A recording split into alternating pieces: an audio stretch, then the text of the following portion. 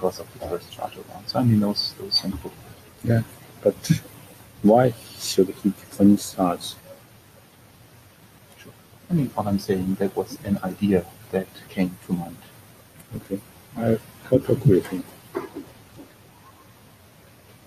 I was just interested in Yari and giving him also if he needs somebody to answer any Anima question. Yes. Okay, sounds good. That's Okay, we'll do.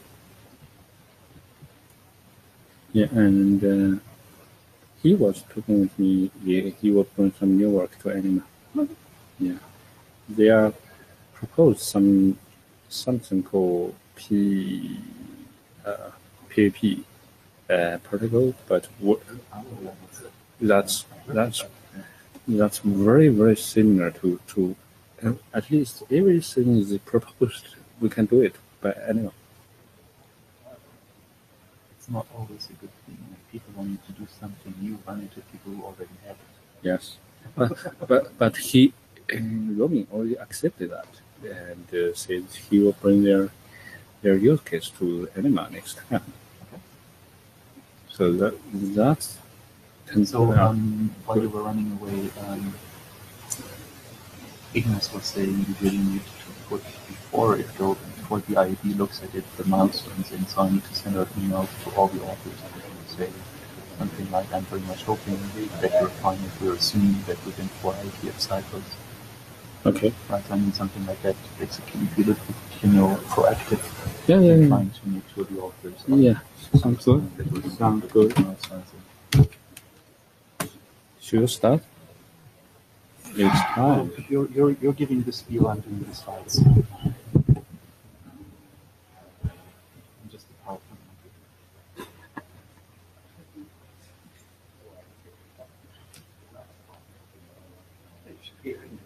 Yeah, good. Oh, what time? Sorry. No, it's okay. Did I touch it? You if I didn't. It works fine. All right.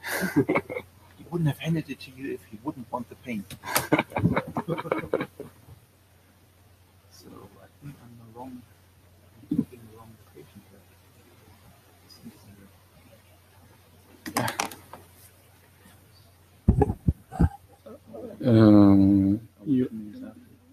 here. Yeah. You can go for material.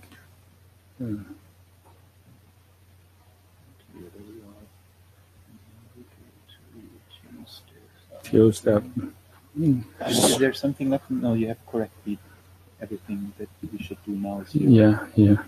You still need to go for the chair slides first. Yeah.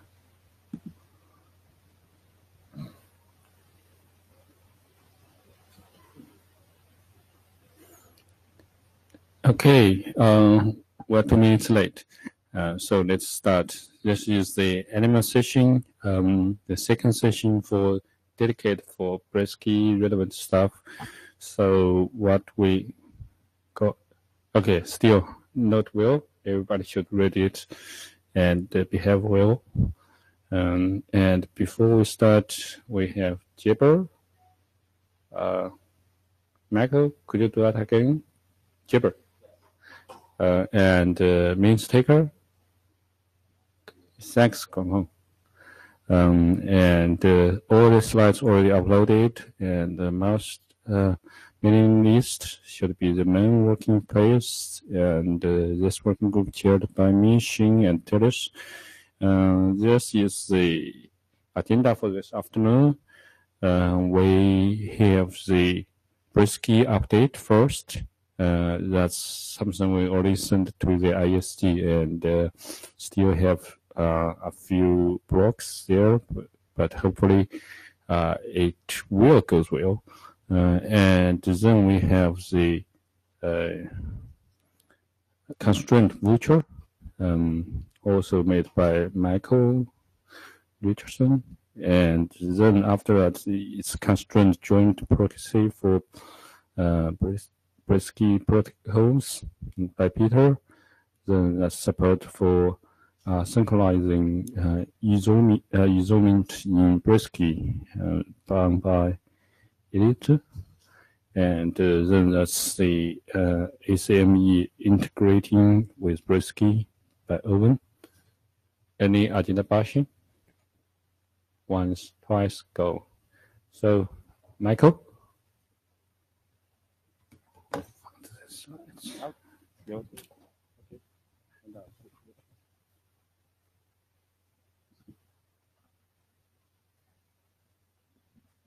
Hello? Okay. The PowerPoint monkey is slow.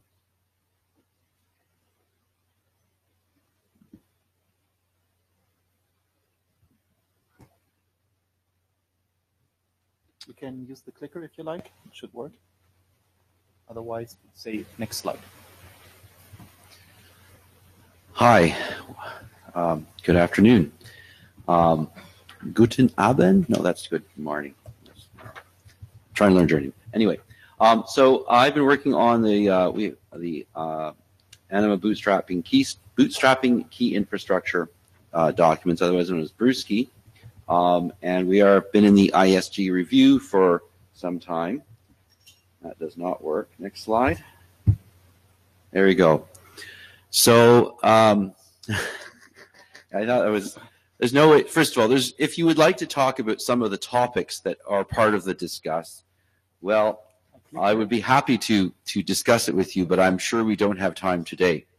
It went into ISG call on, I believe it was June 13th, and there were a great number of discusses posted on June 12th, 10th, 11th, 12th, which arrived, and I started to, I'm sorry, it went into the review on July 11th, not July 10th, and there was a number of calls that came through there, a number of discusses. So there were 6 substantive discusses plus about 3, oh, by the way, I'm posting no comment or what was the right words? Anyway, the opposite of discuss. But here's some comments anyway. Okay, and then several abstains people who said, and I also agree with so and so's discuss. So there was a lot of stuff. So I've gone through the bulk 6.5, 5.5 of the 6 discusses, and I have some substantive comments from Ben Kuduk left to do. Adam Roach has indicated to me by email yesterday that he does not feel his discusses have been dealt with, so there will be more discussion about that.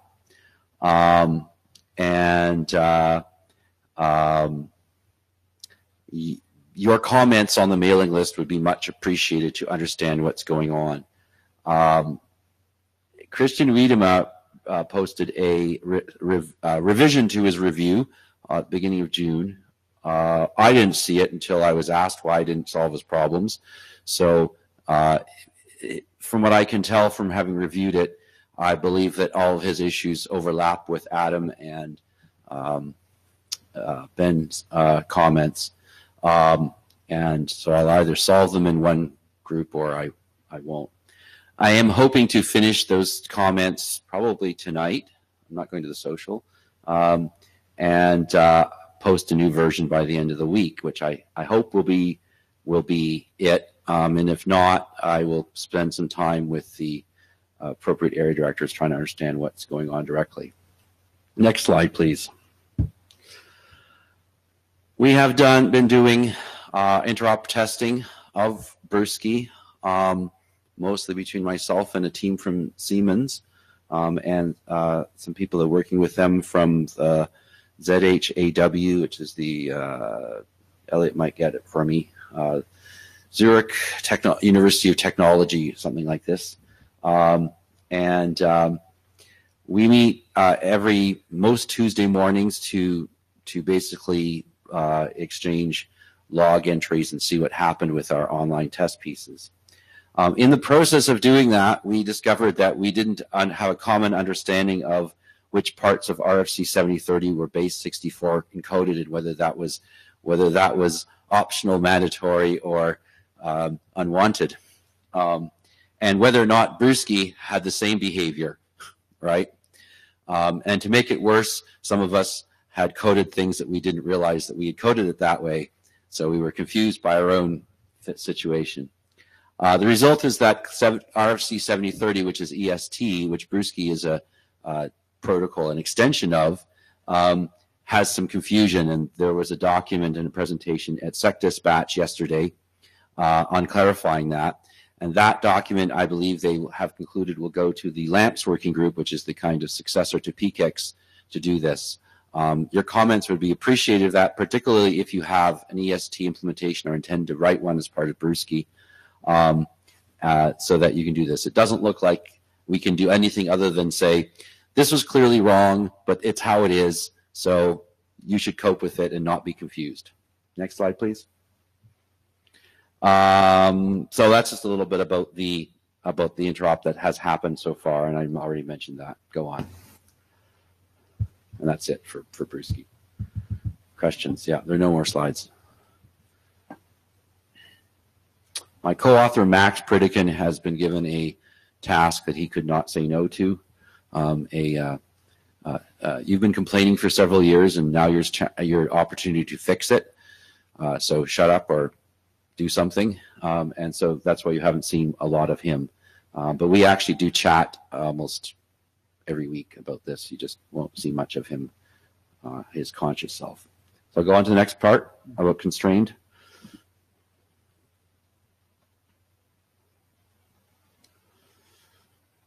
The button, yeah.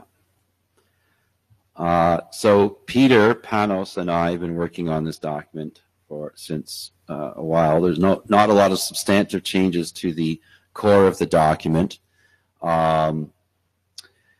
We updated some examples of COS-signed CBOR, and Jim Schott ran it through his COS implementation and found that they were wrong. So it's probably as important to find out that they were right. Still trying to figure out exactly where they're wrong at this point, but we'll get that right, and we'll have to update those examples again. I have validated Peter's CMS signed example, and that's okay. I don't know what this word variety is in there. Some spell checking has got me yesterday. Most issues reported by various people, I think it's supposed to say, have been resolved. I did introduce this leaf node pin SHA-256 of subject of public key info, and its utility is still under dispute, and I would sure like some comments about that. We can make really long leaf names because they get translated to an integer anyway, so don't worry about that kind of thing in there. And with the working group's kind of active review of this, I think we could reach working group last call before IETF 106 on this. Next slide, please. Draft IETF core SID, they have more or less been statically written into the file. We believe that we can generate them correctly with Piang now, but more or less we're not being overly optimistic about it being consistent because the code is still not accepted upstream, and we had some conversations of this. So there's a Piang extension that lets us translate the RFC 8366 voucher model to CBOR, and it's an automated fashion.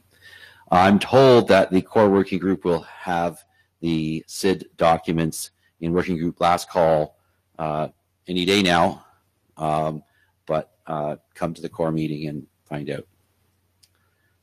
That's it. So the area director asked me to figure out that we update our milestones. From what I heard, could I assume that we're trying to target getting this over to ISG before 107? Sure. Cool. I would say I think we could be more aggressive than that. I think we could say get it out of IES. I think we could get it out of IESG before 107. That's not my responsibility. I know that's not your responsibility. You're just talking to a working group chair who just wants to enter milestones. So I think that the right answer is submit it to IESG right after 106. Mm-hmm. So working group last call, I think we could do that. We could be finished that by 106, and so that you could put it into IESG review there. That for this document, this does require. I think it would be helpful to have someone else who might implement the voucher part particularly. Did you just say you could do, enter the IST and get out in one IETF meeting cycle? I don't think so. It's not more than 100 pages. Yeah. So as you said, it's about when you give it to them. But based upon what I've seen so far, they are processing many drafts in less than that, but maybe not all drafts. So I don't know. Maybe you need to buy more scotch for Thursday. How long time will it take for ACP? Maybe 4 or 5 IETF meeting. It's exponential with the number of slides. Yeah. So it is true that longer documents are harder to deal with. But I would also say that it depends on this. There should be no political discussion about this document because we're just re-encoding Brewski into some other thing. Mm-hmm. So I hope that will be easier to discuss. Right, so it won't become RFC before Brewski's RFC, normative dependency? Well, there is that point anyway, so there you go. Thank you.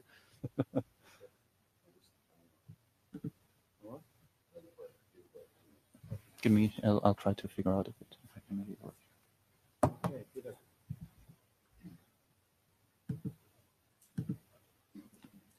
Thanks for the slides. We were just in time. Okay, I will talk about the constraint joint proxy, something which is done together with Michael. And please, the next slide. So it tells you it is a continuation of the Brewski work. It's a translation. It talks actually about the joint proxy. Please go on. We have done this already in the last clip. So on graphic explanation of what goes on, we have the Brewski, we have the pledge, which wants to be entered into the network. We have a proxy which he can contact, link locally, and then he can, over the global internet, he can contact the domain registrar. And instead of doing that HTTP TLS, we do that is co-op DTLS with vouchers in Yang, and there is less problems with this base 64, I think. Okay. So, straightforward document. Compared to the former document version of the document, what I did, I simplified it by having the stateful server. I removed the number of possibilities. There's only one now. And I promised to do something about the discovery. And actually I did it. And so we'll talk about that. Next one, please. So we have two versions for the joint proxy, which was actually demanded by one of the people who are starting to implement it. One is a stateful and a stateless. The stateful, which keeps in the joint proxy, it keeps the addresses of the pledge, so that when the answer comes back, he knows where to send it. And the stateless is less information in the joint proxy, so this information is stored in the packet. Yeah. Next one. If there are any questions, please speak out loud now. So the discovery is one of the parts which maybe will provoke a discussion. So what we have is that we use co-op, and then we look at the pledge and the joint proxy. This will be a link local, probably mostly on a mesh. It can be on other things, but for the moment we think of using this on the mesh and link locally. So how will the pledge discover the joint proxy? By doing co-op discovery. Which is explained in the document and is also explained in the resource discovery, etc. And there is this 6-dish which uses the enhanced beacon, and Michael can explain that if needed. And then further on, that if we go to the global one, we will get either we use the ANI grasp one, if it is actually this environment supports it. If not any ANI, then there will be done co-op discovery. Is there anyone who thinks that more should be done or less discoveries? Brian, you're happy? Yes? Okay, great. Then I'm not sure how you're on time. If there's a quick explanation, multi-hop co-op discovery, is that working? Is that? Yeah, you can do. So what you can do is two things. You can send a multicast with co-op discovery, which is discouraged, and you send to well-known core, and then all the ones which feel yes, we can do this, we send you an answer. It's discouraged. The other thing which we have is a resource directory. Okay. So the resource directory is a central one. You can send a unicast, and it will send you back all the devices which have this particular service in its memory. And then you can approach the one which you want to select. And there's dynamic registration for the registrars with that directory. If you know Bonjour, it works with multicast, and it has the there's DNS also directory service records. This one actually is different. It uses the URIs, and it looks at, so it's not the host names, etc., but it's URIs, and it is, let me think, it can do filtering where the DNS is. Yeah. Let's go on. So this is about the packet format for the stateless, because for the stateful it is straightforward. So what we will do, and this is a bit original, so first when the plate sends the join proxy, you have the link local addresses and you have the DTLS payload. And you don't want the join proxy to look at the DTLS payload, so it sends this on completely. And what it does, it stores the addresses for the link local addresses. And for that we use multipart core. And I have to point out that this is a new media format which is done in core and which is also used in the constrained voucher draft which has been proposed just the former speaker. So that it is stored there, and then it goes back. Down below I have an example of what it looks like.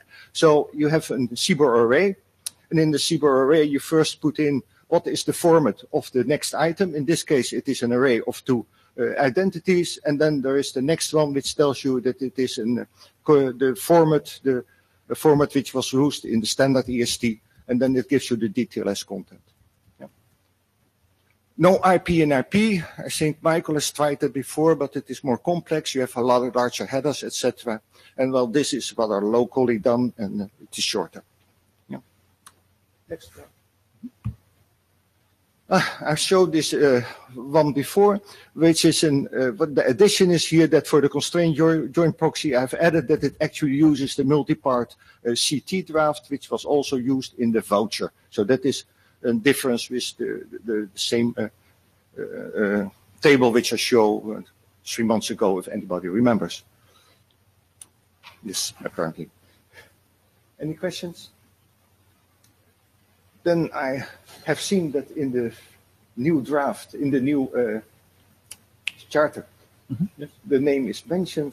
So I'm looking forward to the acceptance of the new charter, and then later on a working group acceptance of this document. Yeah, as far as the milestones, even for the stuff, or especially for the stuff that is meant to be first adopted and is on the list there, we've been asked to come up with milestones. So we've basically been thinking that adoption could hopefully start before 106, pending on IAB, not sleeping at the wheel. And so, what do you think? How much work would be left from that point on? This thing is now reasonably complete. I was very much worried about the discovery, but I don't hear too many oppose it, none actually. So I think it is rather well advanced, unless somebody finds some major mistakes, or say the whole approach is wrong. Yeah. So can I ask how many people have read the draft? No, wait. I'm not that slow. I'm not that fast. I am that slow. 1, 2, 3, 4, 5, 6, 7. Thank you. 8. Okay. You counted me? Yeah. No, it's been a long time, so I don't even remember anymore. It was very early on, so I need to reread it. Okay. Cool. Fine. I mean, authors don't count, so it's yeah. No more remarks, questions. Congratulations, encouragements. Okay. So next. Let's take my notes here. Yeah. Thank you. Take your time. Walk slowly. Where the heck? Yeah, wait a second. All right. Hi, everybody. It's Elliot. I am talking here about something called Brewski AE. We have this locked up. It's data tracker meditation. Okay. Oh. Okay, Tuesday afternoon. Here we go. And once. And You have it? almost there. This one here? Yep, that's the one. Let's check this one then. All right, so I'm presenting today on behalf of my co-authors, Stefan Fries and Hendrik Brockhaus, who are the major drivers of this draft. I'm the least major driver of this draft. Next slide, please. What we're talking about in this context is a draft, and I think there might have been one before this. Is that right? Yeah, yep, thank you. So this draft is misnomered. It's not really a Brewski problem that we're attempting to address, but there's a little bit of a trick in EST that we wanted to highlight with regard to some asynchronous enrollment issues. So the issue that this, and I think this draft was presented last time, so I'm going to be relatively quick. The fundamental issue here is what happens if the CA in some form or another is detached from the join registrar and is unable to issue certificates at any given moment in time. Now, it turns out EST and RFC 7030 anticipates this problem a little bit in terms of being able to take to allow for various return codes. However, I'm pretty sure that our implementations haven't anticipated this in pace of at the same pace. And so this draft addresses the asynchronous nature that may occur, where you want to have essentially a fully encapsulated and self-sufficient certificate request with a fully encapsulated, and I'm talking about a PKCS7 request with a PKCS7 response. Next slide, please. So there have been a couple of changes from the previous draft. We've updated the examples because I myself didn't understand the darn thing in terms of how this would work in building automation, which is where a lot of the work is focusing on. And this is definitely one of those cases where you have intermittent connectivity, and so having a mechanism to address the certificate enrollment in that environment is very important. What we've also done is a bit of a mapping to the various enrollment protocols. So when Mr. Fries first started this draft, he looked at this somewhat in the abstract, and I said, well, that's just too abstract for me because I don't think so abstractly. And so he has now done the mapping of this into two different protocols, and we'll go through that. There's the architecture picture is a little bit crisper, and we've removed a bit of gunk. And so next slide. The clicker is actually working. Try, please. Okay, very good. Next slide, Elliot.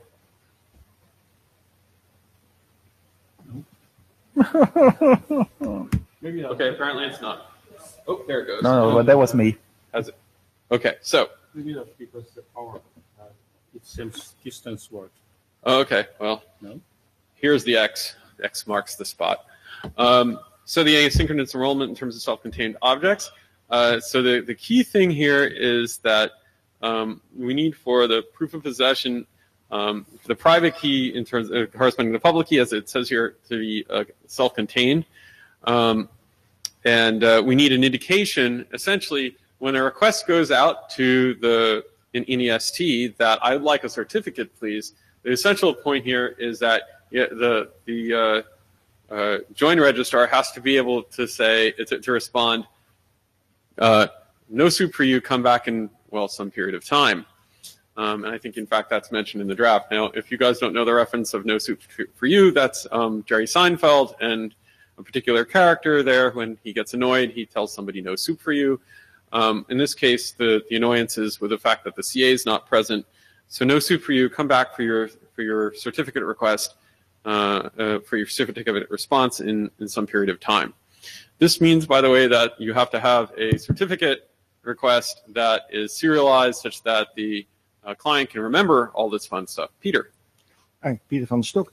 In the EST Co-op S draft, we were also looking at this problem. Yeah. Is it the same problem? Probably. Okay, fine. Well, So then we can help each other. That's right. So the point of this draft, actually, what becomes of this draft is something we need to discuss, because it's clear that there's at least some guidance here for 7030. There's probably additional text that the constrained EST co-op draft needs to take a good stare at. to make sure you have your return codes correct in terms of how you're managing those. Since it's full RESTful interface, I don't think that should be a problem, but you may need to apply a little bit of guidance from this draft into that draft, and that would be sufficient because we're not calling for a whole lot in this draft, except, as you'll see, that we're asking for one particular thing that you'll have to check in terms of COSE to make sure that it looks good. Okay, next slide. So, all right, so I think that this diagram probably didn't come out correct, but this is just a recap. I'm not going to go through all of this because you know it all. Next slide. That was still correct in PowerPoint? I hope it is. Yeah. That one looks better. Okay, so this diagram is updated. This is in the draft. And you can see clearly that what we've done here is we separated out the join proxy from the LRA. And that is really the key to all of this, is that there, and whenever you see either an LRA or a CA, there's this idea that one or the other may not be available at any particular point in time. Now, it's already well anticipated that the MASA may not be available at some point in time, but the idea that the LRA is not available at any particular point in time, that's something that at least the code doesn't test right to in some cases, from what I hear. So next slide, please. All right, so here's the mapping that was done. So for EST, for this to work, what we need is a full CMC request. And you need to make sure that you're returning a 202 status when the LRA is not available. And that's because there are times when, as you see there, the PKCS10 has to be regenerated if there's a teardown event. Similarly with CMP, pretty much this capability is already available if you're using CRMF, so there's nothing to do. And so there's also a cert waiting indication available, as I understand it, in CMP already. So again, there's nothing to do. And so for EST, the key thing here is that you can't use the simple request, which people sometimes use in order to do this. You need a full CMC. And so that's the key thing that Stefan Fries would call out. And the reason for that is that the request has to be self-contained, and that you're relying on the identity of the signer in the full CMC rather than anything else for authentication. Michael Richardson. So we have specified simple enroll in both Brewski and constrained Brewski. Yep. And I couldn't say that I don't really know what full CMC does. That is different, but based on what you just said and put on the slide, I know even less about what it's different, because CSRs are signed by the entity. So I never really understood that, to be honest. The voucher request is signed. Oh, no. When you post a CSR on your simple enroll, you post a CSR. Yeah, yes. It's a PKCS10. So I don't understand what I never understood what full CMC did other than add more ASN1GU. So I'm going to say I'm just ignorant of not understanding that at all. So perhaps you could motivate us more to understand what it is that you think tell us what it is lacking, because I'm not understanding what it's lacking. So my understanding is there are two things that are lacking. And it's Stefan who's going to have to answer this in email more so than me. I'm just representing him. The first thing that is lacking is that there's no serialization for the request available in the simple enroll, so that you can't keep track of the request on one side or the other.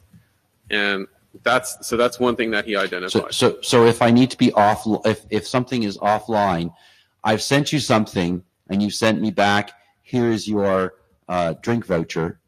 Okay. Come back, go to the guy at the end of the line and get your certificate, right? That's what's lacking. What's lacking very specifically is how do I match up the request with a response? Because they're not in order. Yeah. Okay. So there's some of that. And the second thing that is apparently lacking is some amount of identity information in the request. And that's what full CMC is for, is to provide the additional identity information, signing it in the IDEV ID in particular. So at the risk of causing more delay, if this is as serious as you say, then I believe that Brewski should be changed to specify full CMC. This isn't a Brewski problem. It's an EST problem. Yes. But the point is that EST defines these two things. Yes. And Brewski says you'll be compliant if you implement this subset of EST. Okay. Then we need to investigate that. And so that's what I'm saying is we said, well, okay, so we need to say you need to be this other subset, right? Simple enroll will not be enough. And in this use case, in this particular use case. So it may be enough to say that in an additional use situation, you need full CMC. Okay. No delay required. We can make this thing be an update to Brewski. So I'm trying. Well, I think that this thing will be anyway, exactly. But I'm just trying to think about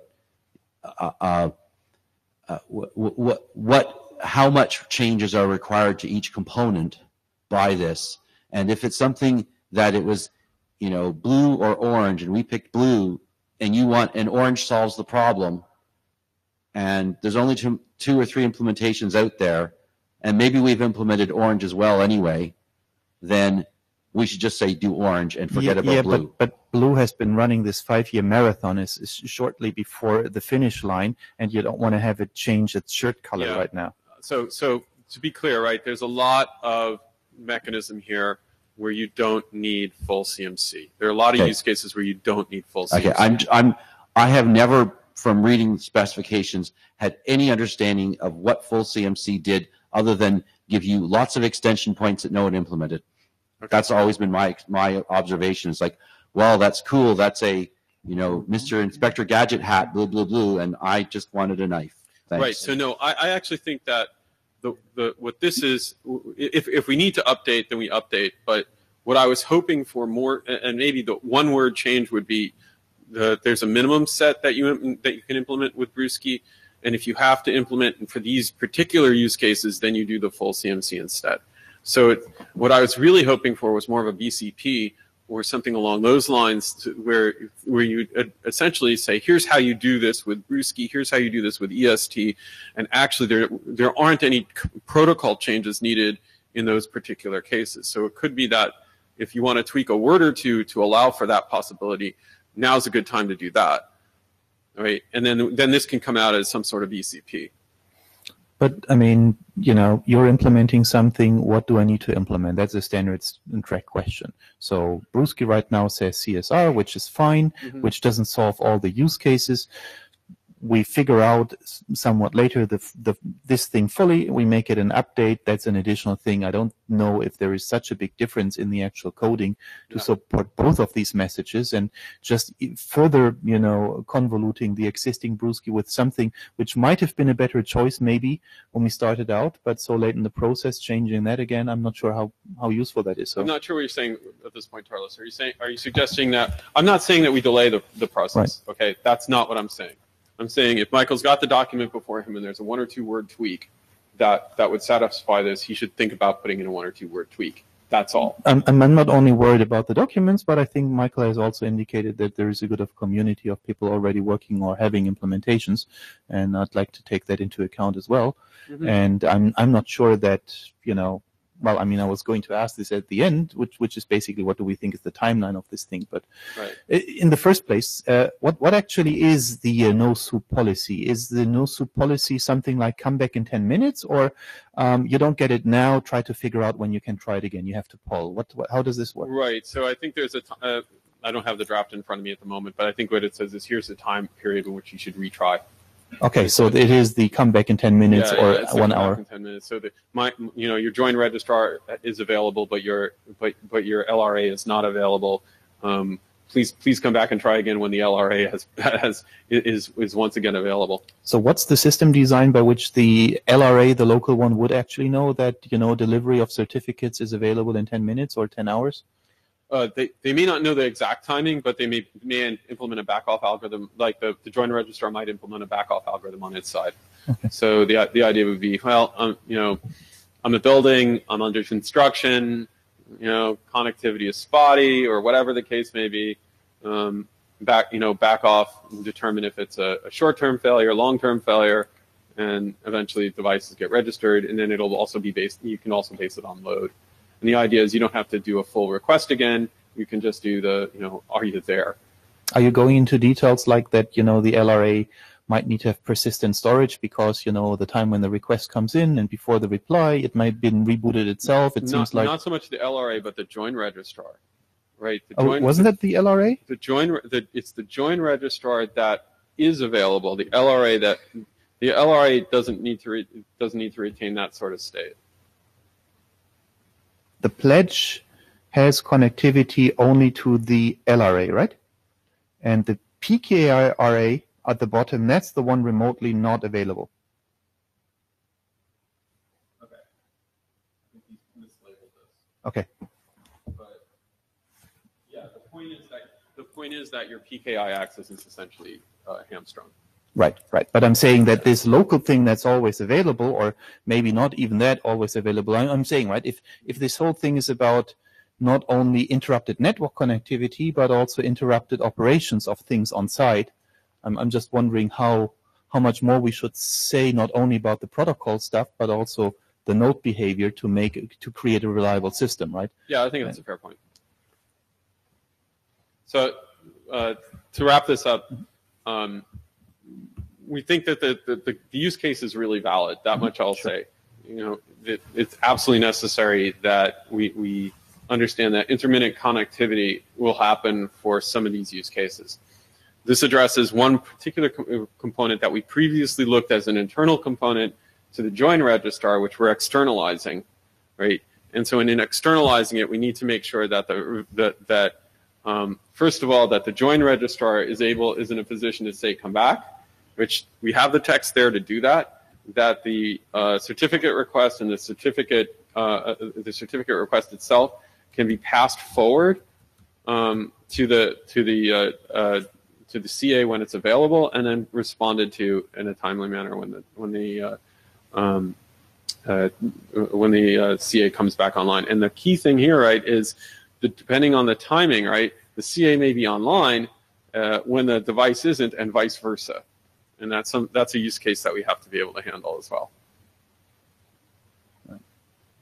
And I mean, these things typically end up being something where people may want to ask for a sequence picture of these things when it's this up and this up. So these minimum examples to justify whatever complexity we're adding in the system.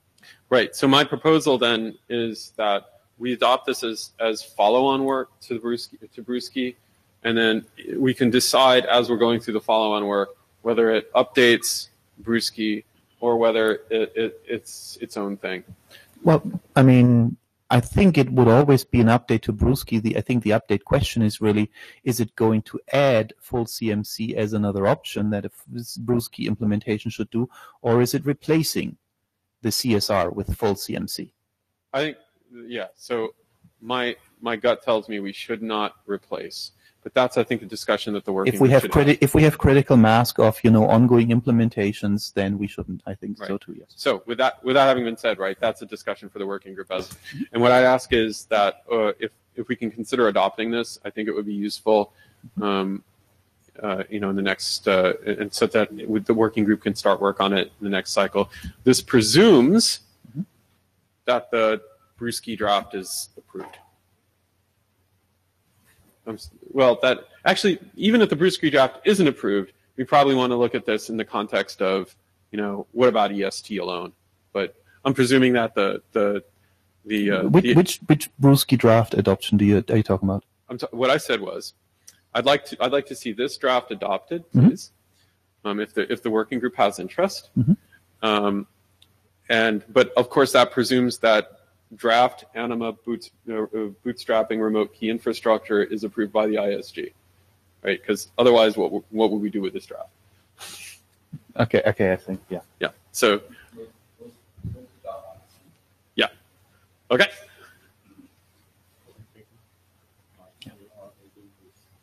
Trying to sneak through to the mic. Hi, Ignas. Ignas Bogdanas. So the status of the Brewski draft is that there was a question raised when ISG, is ISG fundamentally against all of this, or just the problems that, specific problems that I identified need to be fixed? And It's the problems that need to be fixed. So you have a big list of discusses that needs to be addressed, and that is going somehow. Not fast, but that is moving. So once that is resolved, the document is approved. Mm-hmm. So it's not a question that there is a fundamental opposition to the Brusky itself. I didn't mean to state that there is. It's just I was thinking the matter of timing more than anything else. Okay. Thank you. Thank you. you. So if, Yeah.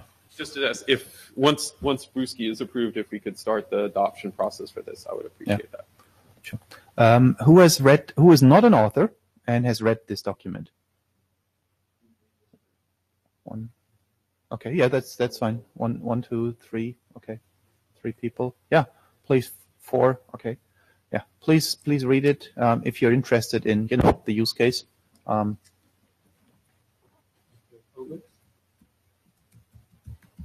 thank you.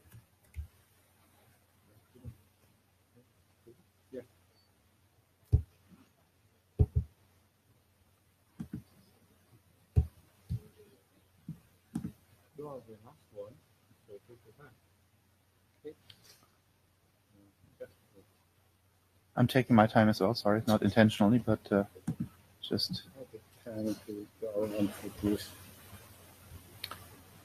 This one. It's the only one we have on offer left. So what we're looking at here, there's a few use cases we're trying to solve. What we're trying to solve is end-to-end enrollment of certificates on hardware endpoint devices all the way back to the CA. So this draft, the summary is, well, we've loads of time, so I don't need to run through the summary too fast, but the ESG, which David just briefly defines the mechanism by which an endpoint exchanges CSRs and signed certificates with the RA, but the EST doesn't define the mechanism by which the RA talks to the certificate authority.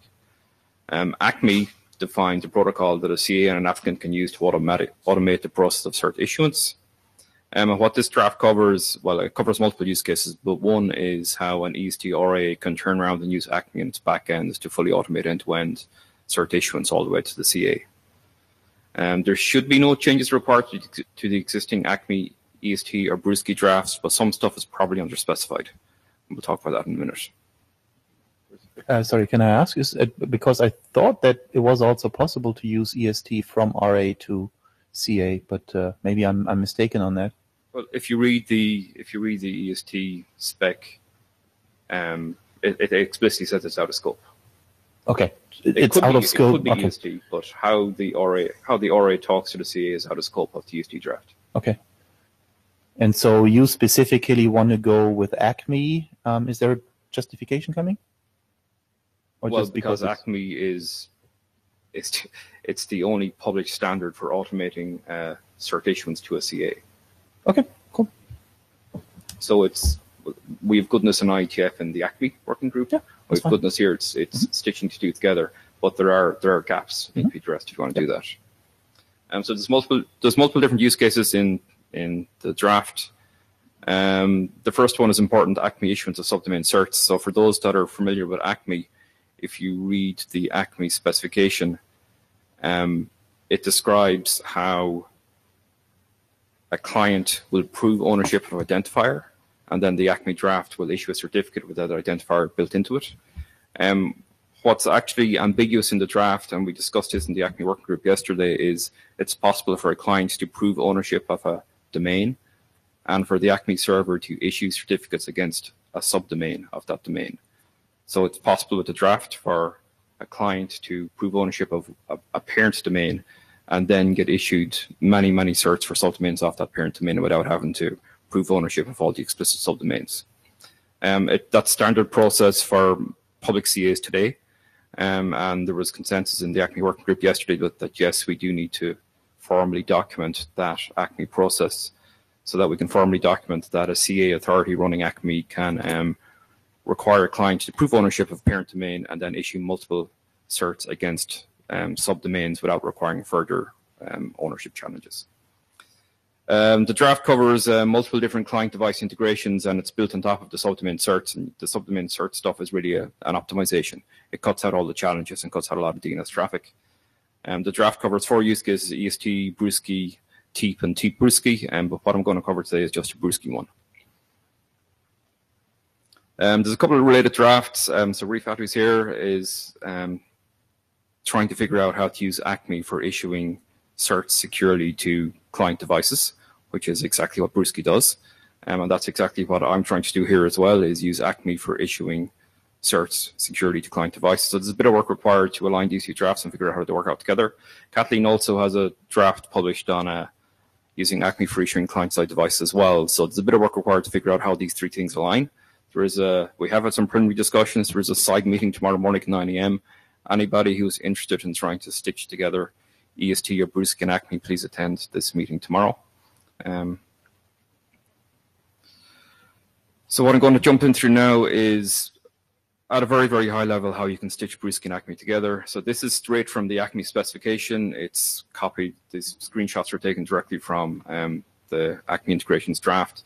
It just covers how a pledge or it covers how an EST RA can prove ownership of a parent domain using standard Acme procedures. So you can see the EST RA. The example I've given here is the EST RA is just proving ownership of domain.com. And it does that by publishing a DNS text record and then removing the text record once ownership is complete. And then this is where we jump into the Brewski thing. Now, this isn't the definitive full end-to-end Brewski flow. I've just shown the most relevant parts. I'm missing some of the messages, but that's fine. And so when the pledge boots up and the pledge has discovered the RA, the pledge requests a voucher. The RA will interact with the master server, get the voucher, and it'll be returned to the pledge. The pledge will then do a simple enroll, notwithstanding the previous presentation that Ellie just made. The pledge will do a simple enroll and post to PKCS10, get back a 202 retry after. And then the RA will then turn around and talk in its backend to Acme to complete that order and get issued a signed certificate. One of the interesting things here for the Acme people, or the people who are familiar with Acme in the room, is that there's no challenges involved here. There's no interaction between the EST, RA, and DNS, because there's no need to prove ownership of all the subdomain identifiers. And one thing that I've shown here is that the CSR that the pledge has generated has pledgeid.domain.com. So one thing that is not specified really in EST or on Brewski or on this draft here is how the pledge securely determines what domain to put in the CSR request. So once there's a second last slide here. So once the RA has obtained the certificate from Acme, and when the pledge then goes to re-enroll after whatever timeout was specified in the 202, the RA can then issue the cert to the pledge. And discussion is just a broader interest. Like, we are giving serious consideration to building this for some of our hardware endpoints. This short presentation was given at Acme. A similar one will be given at EMU tomorrow, because this could be equally applicable to TEEP. And TEEP and its backend could turn around and use Acme to get issued a certificate. And again, the side meeting is tomorrow morning, so if you're interested, please attend.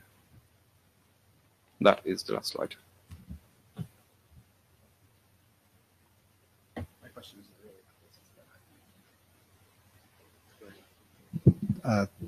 So my question isn't really about this, it's about Acme. I was kind of shocked into reality here.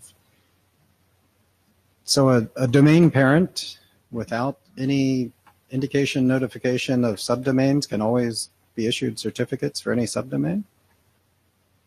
Acme allows this, yes. It'd be based on the CA policy, but Acme allows this, and this is how public CAs operate.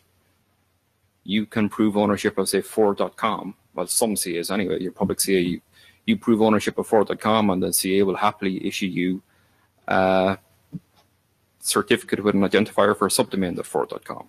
If you prove control of .com, can you be issued certificates for anything below? No. So it's really, so if you read the browser CA, if you read the CA browser forum guidelines, it covers all this. And the CA browser forum guidelines today allow issuance of subdomain certs once you've proven ownership of a parent domain. Michael, just to answer Doug's point, the way that you prove the control of the domain is such that you actually could, if you were challenged, prove control of any other name underneath that domain. And so Acme says, well, you proved your name is Doug. I don't need you to do anything else. You're you. you don't have to prove that your left leg is also your left leg and your right leg is your right leg. You're done. It's all of you. You've been authenticated, right? So that's the point.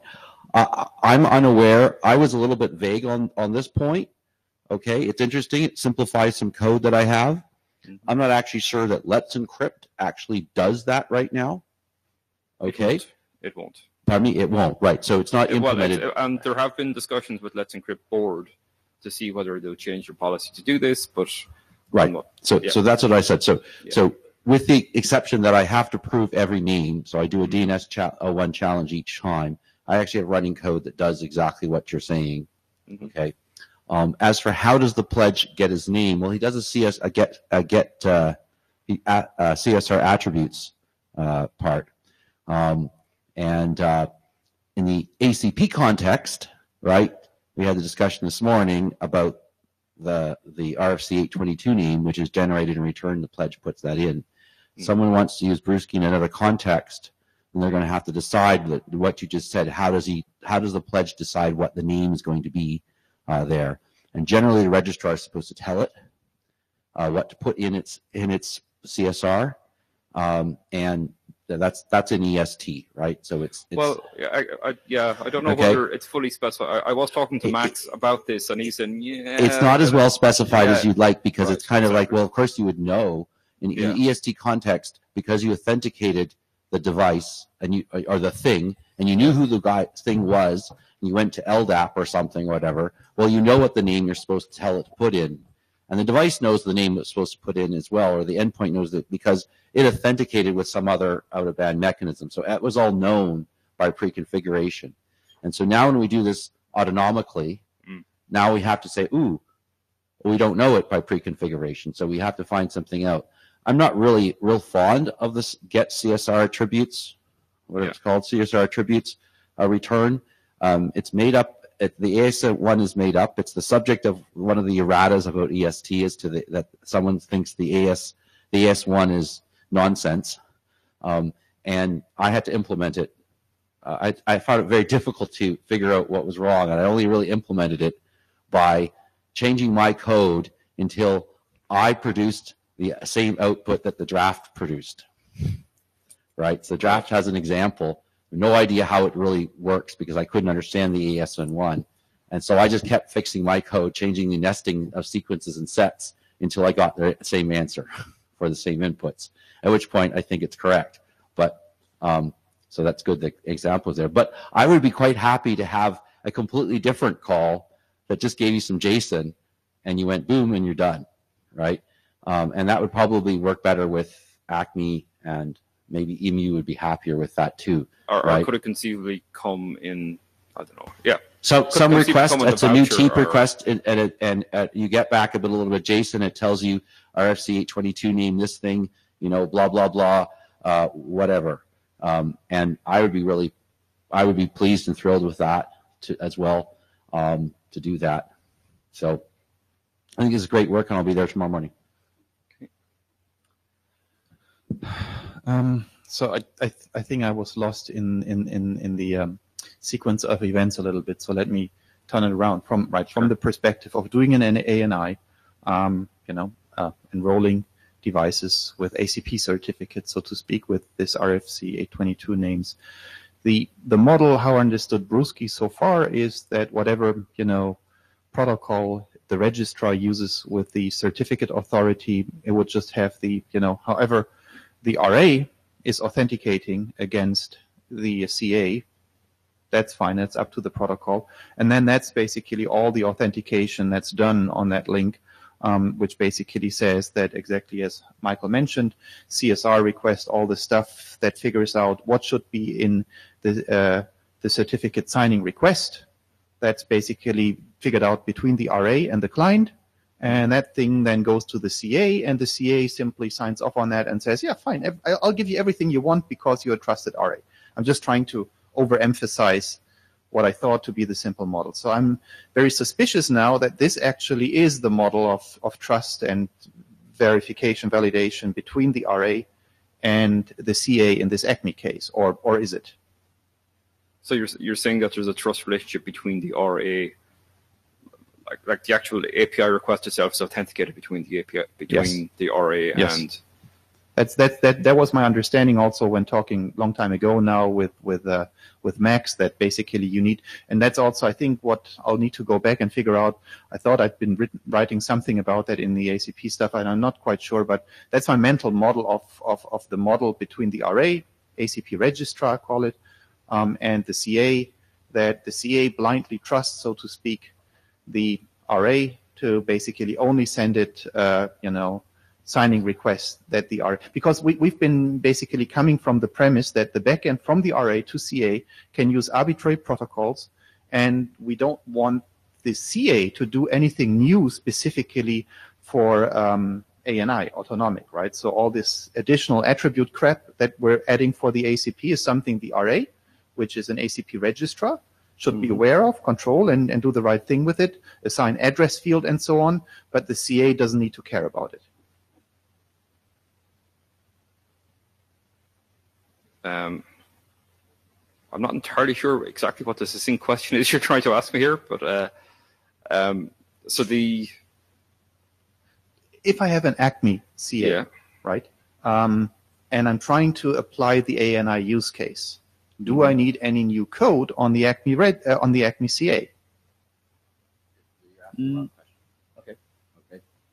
I think the answer is no to that. The reason that Torlis is confused is because you're thinking that the ACME part changes the RA in some significant way, and it doesn't. All that's happening is that we have previously said that the registrar has a CA within it or connected to it. That's all we've said before. We've never assumed anything else. And Stefan is saying, and if that connection is ACME, this is what the whole story looks like. Okay, and there are perhaps unresolved at this point additional requirements on the pledge because of the interaction with ACME. Now that's the point. When is it suddenly something has changed in the registrar? It's using ACME rather than something else, and now a third device, the pledge, has to change. Maybe not. Okay, and we're trying to establish that fact in this discussion. The bit that's not entirely clear to me yet, because we haven't actually built this, is whether the pledge needs to do anything special in formatting the CSR to keep ACME happy. Right. Okay. But the RA should be happy. What, for example, why are you suspicious? Well, because ACME has specific requirements on the format of the domain and how you do domain challenges, which we're kind of changing a little bit with the subdomain stuff. But ACME has specific requirements on how you do domain challenges. And that means that the pledge must know exactly which domain to put in its CSR, and it must correspond to the domain that the RA has previously verified. Right. And that's why earlier I said what was missing in his state diagram was the get CSR, because that actually provides the information the pledge probably needs. And if that's enough correct information, then we're okay. But what Elliot has just pointed out to me that I have something wrong in my CSRs because I'm missing the binding to the TLS channel in the CSR, and that's part of the issue. And that may actually affect it. ACME may be upset about the TLS unique that's supposed to be in there. So there may actually be some other issues that back and forth with that CSR. And it has to come from the pledge because we need it signed by the private key that's going to be attested to. Right. So if I try to translate this, then there is something like a domain stuff. There needs to be some authentication on that.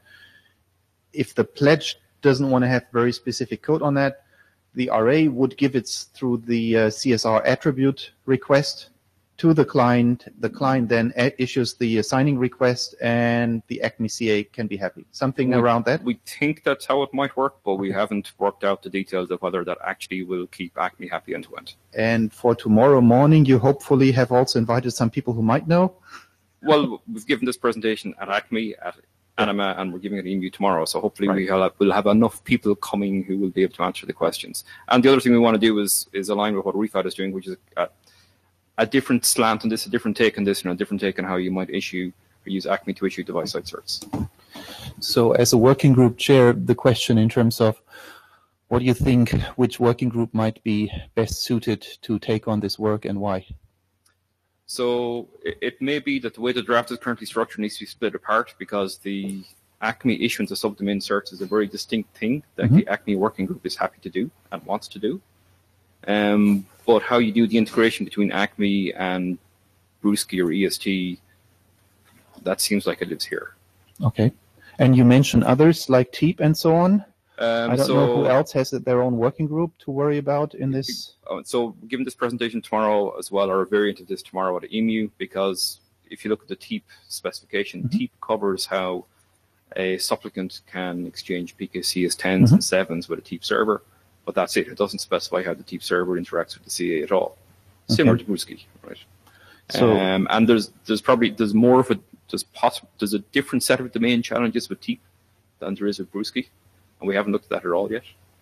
So let me try to summarize. So you're thinking the ACME protocol stuff and what happens to the CA might be something for ACME, but they're not bothering about the finer details of mapping ACME in an RA into whatever other protocols the RA speaks. And that might be better here.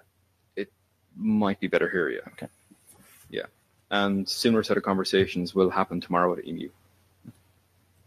So it may be that, well, certainly the subdomain stuff probably warrants a draft on its own that ACME will take care of. And it may be that the Brusky and TEEP stuff require two separate documents. We do not know.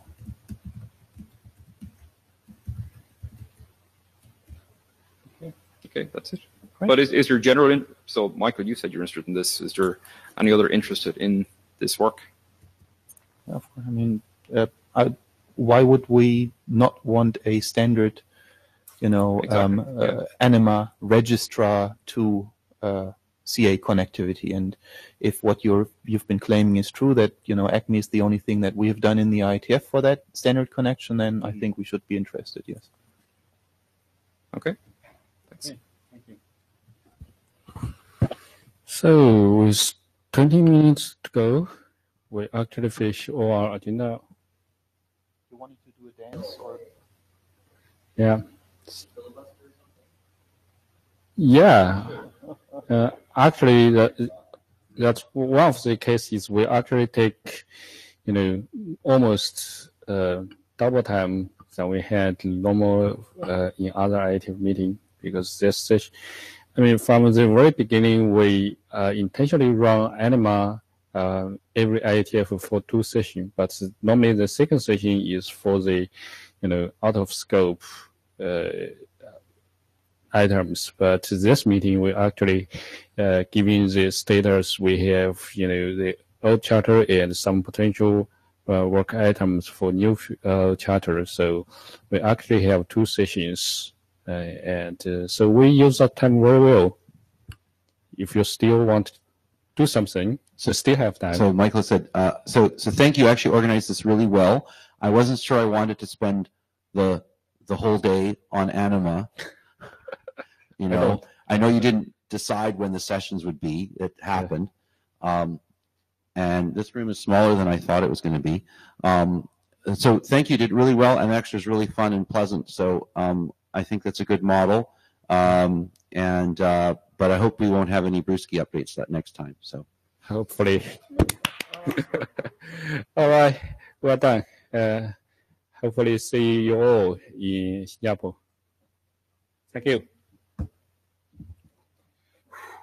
Anybody who has not yet signed a blue sheet, please. Blue sheets. All right. All right. Oh. Well done.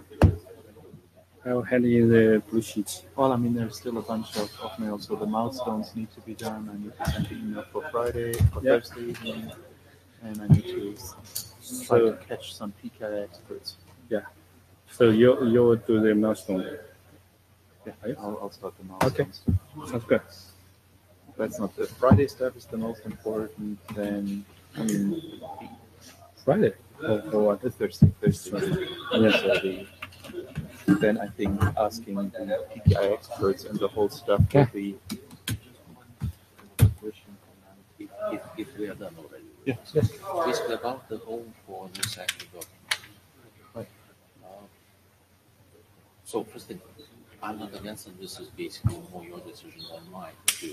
I mean, we want to find the best working group. That doesn't mean Anima, right? So that's why I was asking, right? And I think I'm trying to be on top of the decision good enough so that we can have an opinion about that. So, from a perspective that they require certain extensions to Brewski as such, this is the right place. Right. Yeah.